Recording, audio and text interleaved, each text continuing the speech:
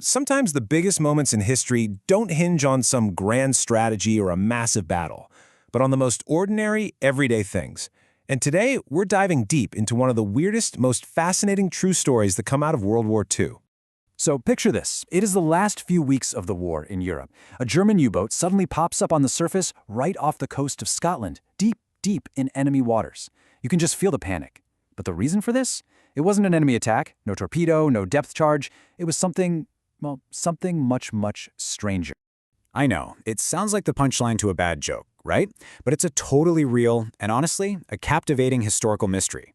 How does a sophisticated, deadly war machine get taken down by its own plumbing? Well, to figure this out, we need to forget the mechanics for a second and talk about the basic chemistry of just staying alive. Yeah, before we can even get to the whole toilet situation, we have to talk about the #1 problem of living underwater. Literally, the air you breathe. I mean, just think about it for a second.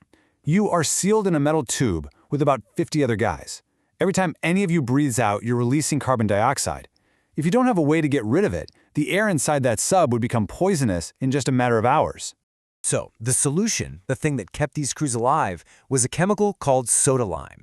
You can think of it like a chemical sponge. These little granules would just pull the toxic CO2 right out of the air. It's an absolutely life-saving invention. And this right here shows you the exact principle. On the left, you see a super simple demonstration of how soda lime works. And on the right, that's the cramped, complex reality where that same bit of chemistry was the only thing keeping the crew from suffocating. So this is the chemical miracle right here in action. This reaction is what scrubbed the air clean inside the U-boat. It literally took the crew's poisonous breath and turned it into harmless chalk and water.